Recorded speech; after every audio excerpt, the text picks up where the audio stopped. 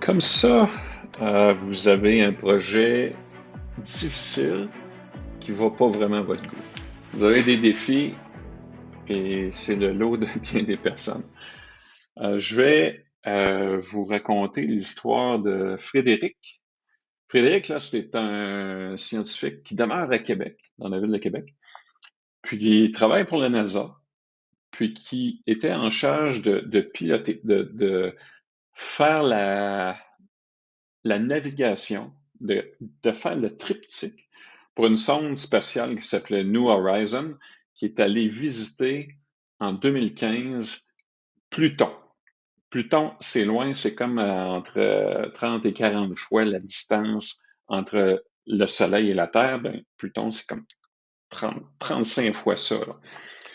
Puis, c'est un projet difficile, là, New Horizon, parce qu'ils ont commencé à bâtir la sonde 10 ans avant de la lancer. En 1995, ça a pris 10 ans à construire.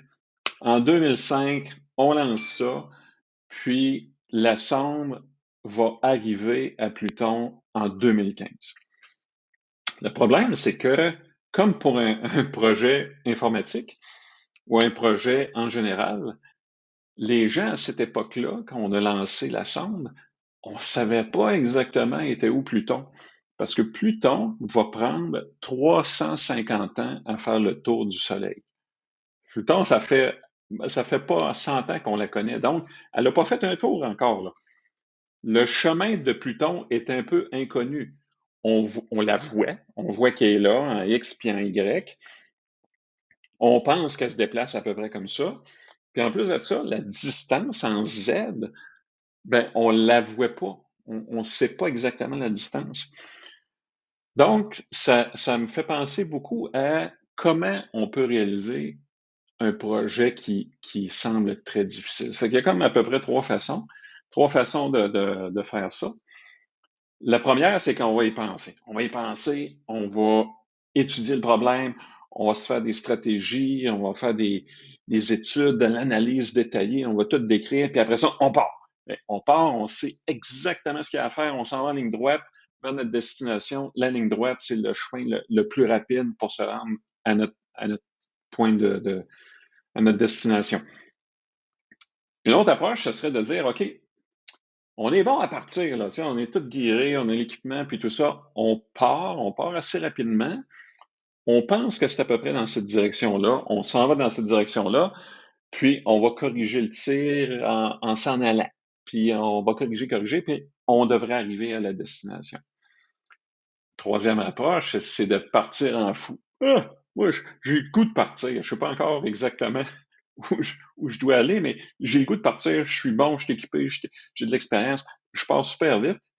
Puis à un moment donné, il faut que je corrige sévèrement ma direction pour m'en aller euh, à ma destination.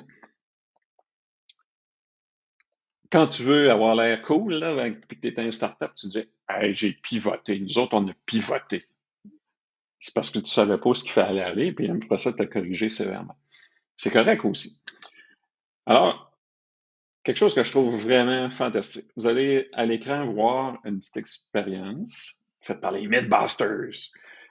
Où on a trois boules qui ont exactement le même poids, la même friction sur trois rampes qui ont la même friction. La seule chose qui est différente, c'est que la rampe, une s'en va directement à l'objectif, l'autre part généralement dans la bonne direction, il va faire un correctif en s'en allant.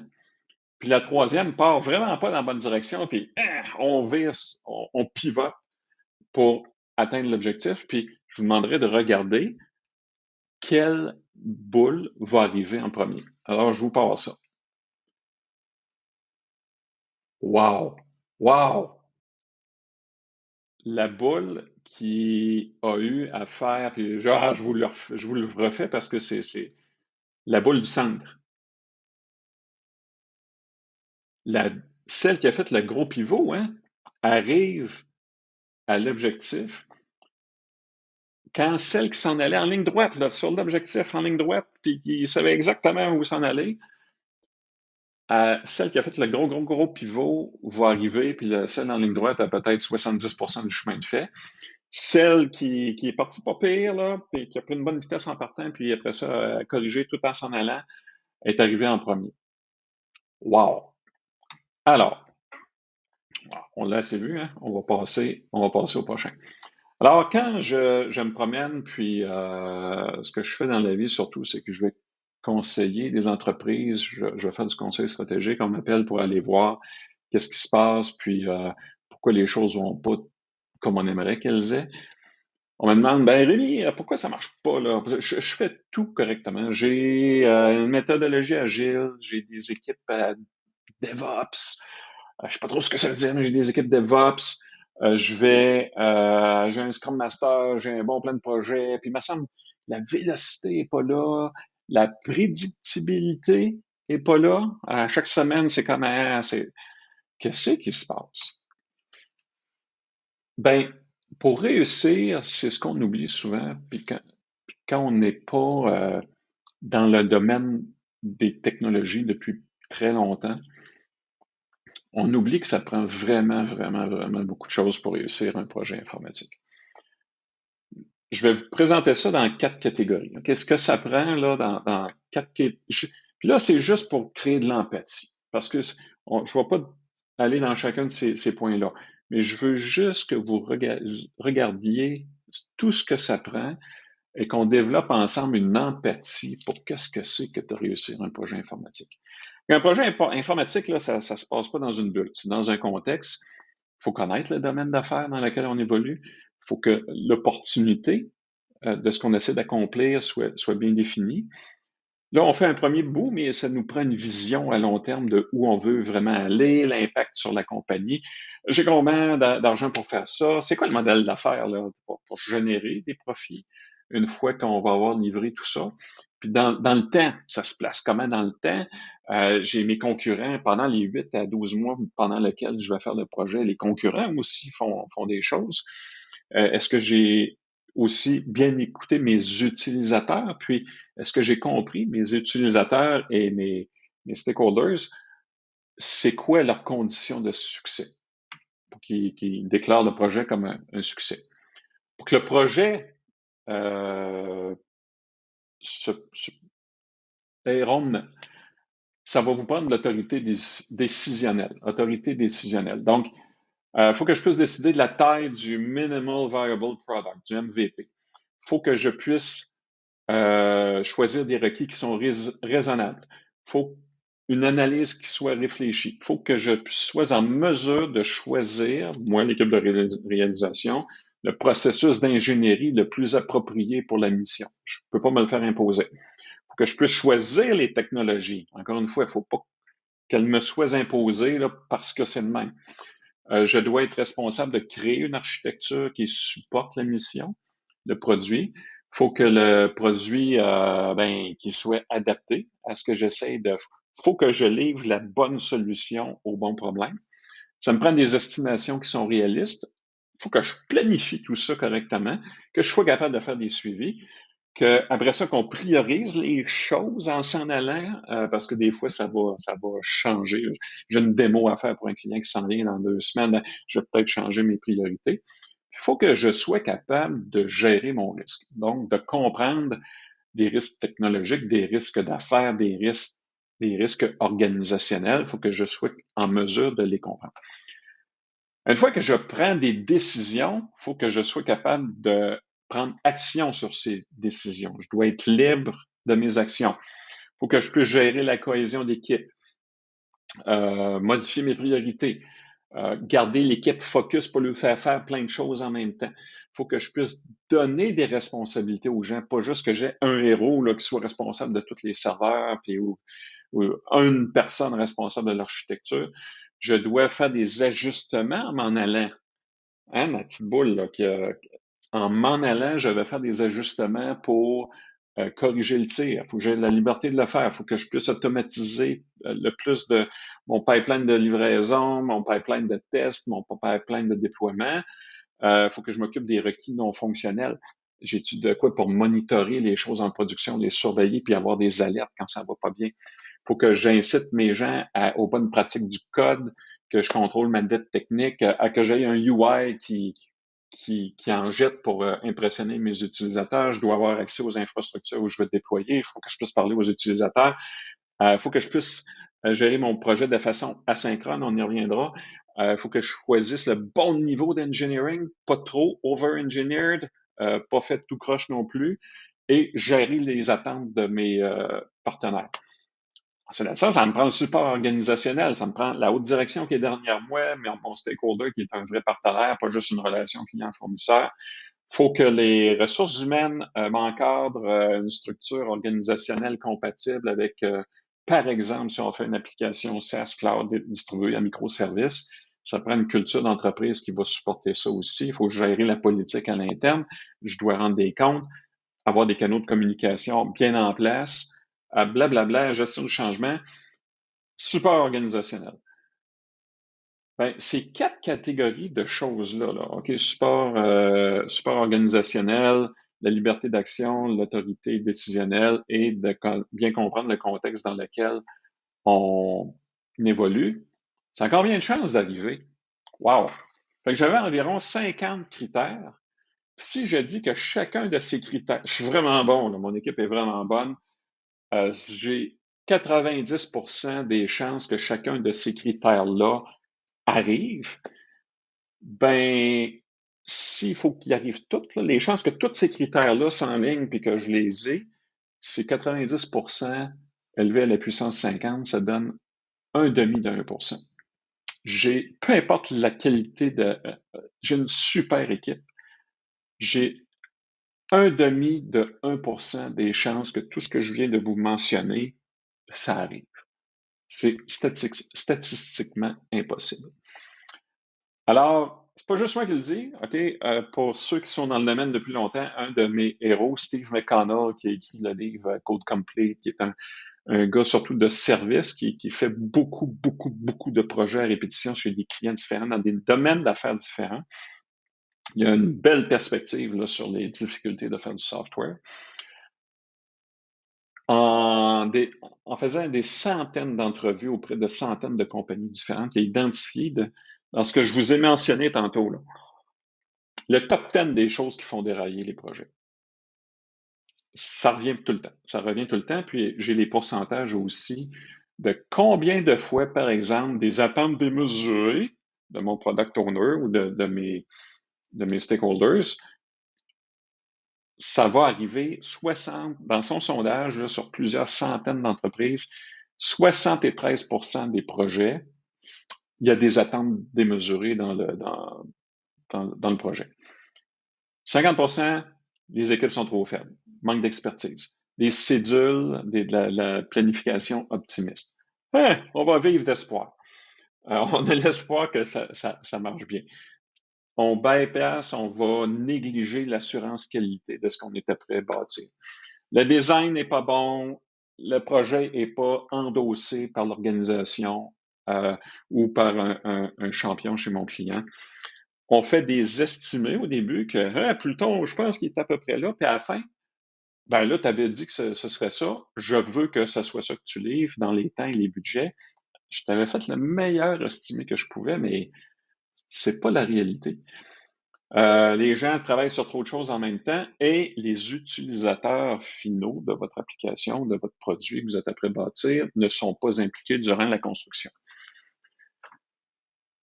C'est les top 10 raisons pourquoi un projet ne fonctionnera pas. Alors, selon vous, comment ça prend de ces raisons-là, de ces situations-là pour qu'un projet échoue? Moi, je pense que ça n'en prend qu'une. Mon équipe, l'organisation vit d'espoir. Juste ça, là, va faire dérailler un projet. Ça prend une seule de ces raisons-là, selon moi, pour faire dérailler le projet. Non, Rémi, moi, je pense que tu exagères. Ça prend plus de choses qui vont pas bien pour faire dérailler le projet. Parfait. J'avais les pourcentages à côté de chacun des items tantôt. La moyenne, c'est 63%. Ces choses-là arrivent en moyenne, dans 63% des projets. Alors, si vous dites, comme moi, je pense que si un de ces critères-là, un de ces top 10-là survient dans mon projet, on va échouer, ben, j'ai 63% des chances d'échouer mon projet.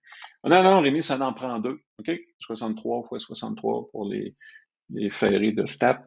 Ben, tu as 40% des chances que ton projet échoue.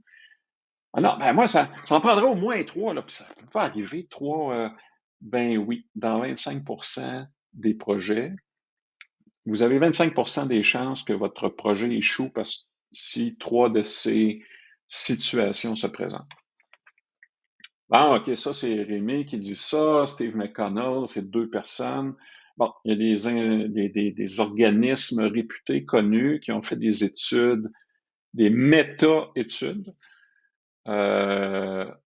IAG, Standish Chaos Report, ça se trouve bien sur Internet, là, c'est des choses bien connues, le Product Management Institute. Bon, il y en a deux qui disent, le 2 tiers des projets vont échouer, puis il y en a un qui dit que c'est 1 tiers. C'est quand même significatif. Gartner, tout le monde ici connaît Gartner. Pour un seul projet, là, un projet qui serait de transformer mon entreprise pour qu'elle soit plus agile dans le développement de produits, puis qu'on adopte, par exemple, DevOps, a calculé que 90% des entreprises vont échouer si elles ne modifient pas la culture organisationnelle en même temps. Puis quand je me promène, là, je vois pas beaucoup d'entreprises qui changent leur culture organisationnelle. C'est pas qu'ils n'essayent pas, là. C'est juste difficile. C'est difficile. Bon. Tout ceci étant dit, j'espère avoir évoqué en vous une empathie pour la difficulté de résoudre, de faire un projet, que ce soit un projet informatique ou de construire quelque chose de physique. C'est difficile. Il faut être empathique envers ça. Ouais, mais souvent, Rémi, regarde, on gère ça correctement. Là. Tu sais, on a des techniques de gestion de projet, puis la gestion traditionnelle, vous savez, le triangle, là. Vous avez comme les choses qui sont à faire, la quantité de choses à faire, la qualité, le temps et le budget. Bon, quand j'en modifie un, ça change les autres. Ben, c'est correct en théorie, puis c'est correct dans les livres, mais dans la réalité où tu as toute la complexité de ce que tu essaies de faire, l'impact que ça a sur, par exemple, d'autres divisions dans l'entreprise, les défis humains qui viennent avec ça, ben, je pense que c'est pas suffisant. Alors moi, je vais vous proposer aujourd'hui euh, quelque chose qui va moduler cette approche-là en ajoutant comme d'autres paramètres à l'équation pour moduler le risque, la chance de succès ou le risque d'insuccès. Donc, vous avez votre triangle habituel qui est le périmètre des fonctionnalités qu'on essaie d'accomplir, la qualité, le budget, puis le temps. Puis, on va multiplier ça par les 4 catégories d'items dont je vous ai parlé, le contexte, l'autorité décisionnelle, la liberté d'action et le support organisationnel, pour nous indiquer une probabilité qui, je pense, est plus juste. Alors, on va faire un petit exemple. Sortez vos calculatrices. Alors, si j'ai un certain nombre d'activités à faire, puis là, mes gens ont évalué cette taille de projet-là à 1000 jours personne, si j'ai une équipe qui est de 10 personnes, la puissance de mon moteur, la puissance que je peux donner, c'est 10 personnes, ben, ça va me prendre 100 jours pour accomplir mon projet de 1000 jours personne. Mais moi, je pense que ça, c'est pas tout à fait vrai. Dans la réalité, on va introduire le facteur E pour l'environnement qui va pondérer ça. Donc, on va me dire, c'est quoi ça, l'environnement? Okay. L'environnement, c'est ce que je vous ai mentionné tantôt, le contexte. Pourquoi on fait ça? C'est quoi les conditions de succès? Qu'est-ce que ça prend pour prendre les bonnes décisions? L'autorité décisionnelle, dans notre pyramide organisationnelle, qui décide des options retenues et qui prend les décisions? Une fois qu'on me dit, c'est ça qu'on fait, Rémi, j'ai-tu la liberté de le faire ou il faut que je demande à quelqu'un, un comité ou que je faire un ticket pour avoir des serveurs? C'est quoi ma liberté d'action? Puis, tant au niveau culturel que des outils, que je sais pas, l'encadrement au niveau des ressources humaines, le support organisationnel qui vient appuyer mon projet. Je vais prendre ces 4 paramètres-là. Puis, je vais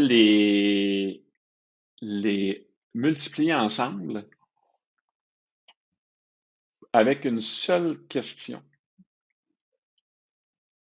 À quelle hauteur de l'entreprise est-ce qu'on contrôle l'environnement?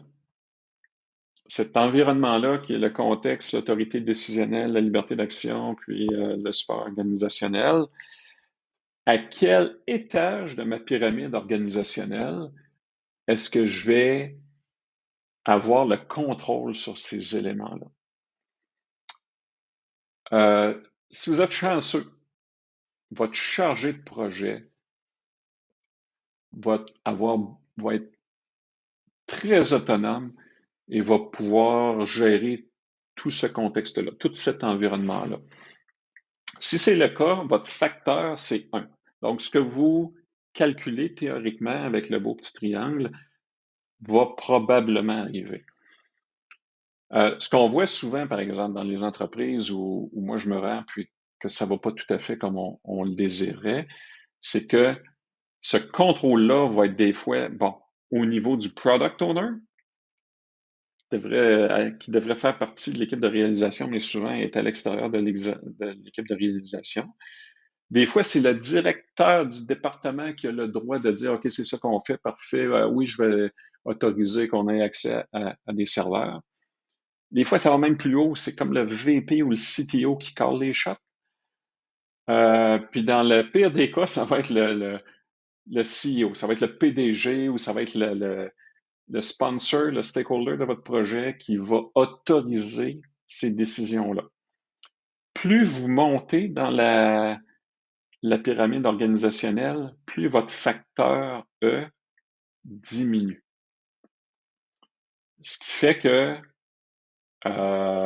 puis on va aller par en bas avant, si vous êtes très, très, très bon à faire du software, si vous vous comparez à Netflix ou à Google, c'est que ces entreprises-là, le contrôle de l'environnement au niveau des décisions, comprendre pourquoi qu'on le fait, avoir accès presque au budget, ils vont descendre ça de chargé de projet au chef d'équipe de réalisation et à certains endroits, ça va être le développeur qui va avoir le dernier mot sur tout ce que je viens de vous présenter, là, les 50 paramètres.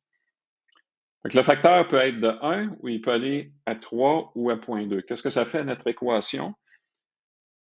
Ça va changer le temps ou le coût.